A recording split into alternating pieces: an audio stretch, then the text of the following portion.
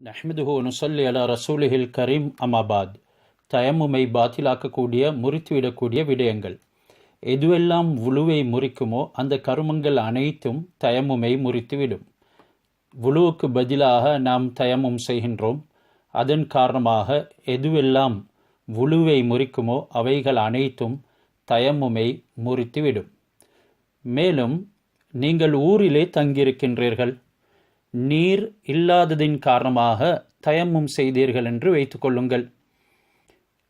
இந்த நேரத்தில் தூரத்திலே காணல் நீரை காண்கிறீர்கள், அல்லது ஒரு பிரயாண கூட்டம் வருவதனை காண்கிறீர்கள். இந்த நேரத்தில் நீங்கள் இன்னும் தயம்மும் செய்ததன் காரணமாக தொழவில்லை, அல்லது தொழுகைக்குள்ளே இருக்கின்றீர்கள். இந்த காணல் நீரை காணும் நேரத்தில் நீங்கள் தயம்மும் செய்து முடித்துவிட்டிருக்கின்றீர்கள், இன்னும் தொழவில்லை, அல்லது தொழுகைக்குள்ளே இருக்கும் பொழுது இந்த காணல் நீரை அல்லது ஒரு பிரயாண கூட்டம் வருவதனை காண்கிறீர்கள். இந்த நேரம் உங்களுடைய தொழுகை பாத்திலாகிவிடும். நீங்கள் தொழுகையை விட்டுவிட்டு அந்த காணல் நீர் தென்படும் இடத்துக்கு சென்று பார்க்க வேண்டும், நீர் இருக்கிறதா என்று, அல்லது அந்த பிரயாண கூட்டத்திடத்திலே நீங்கள் விசாரிக்க வேண்டும், நீர் இருக்கிறதா என்று. எனினும் நீங்கள் ஊரில் இருக்கும் பொழுது தயம்மும் செய்தீர்கள், நன்கு தண்ணீர் இல்லை என்ற உறுதியும் உங்களுக்கு இருந்தது.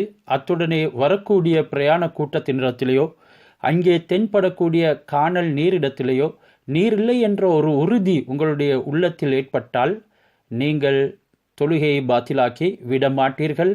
எனவே இந்த தொழுகையை நீங்கள் மீட்டி தொழ வேண்டிய அவசியமும் இல்லை.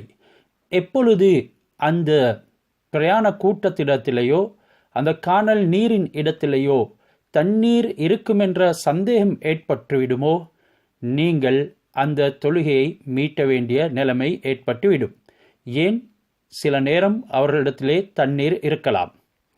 அடுத்து மஸ்அலா, ஒரு முசாஃபிர், பிரயாணம் செய்யக்கூடியவர், இவர் சஃபர் தவீல், நீண்ட பிரயாணம் செய்யக்கூடிய ஒரு பிரயாணி, இவர் தூரத்தில் காணல் நீரை காண்கிறார் அல்லது பிரயாண கூட்டத்தை காண்கிறார் என்றால் அவர் தொழுது கொண்டிருக்கக்கூடிய நிலைமையில் தொழுகையை விட வேண்டிய அவசியமில்லை. மேலும் தொழுவதற்கு முன்னால் அவர் அந்த தொழுகையை தொழாமல் இருக்க வேண்டும் என்ற அவசியமும் இல்லை, அவருக்கு தொழுது கொள்ள முடியும்.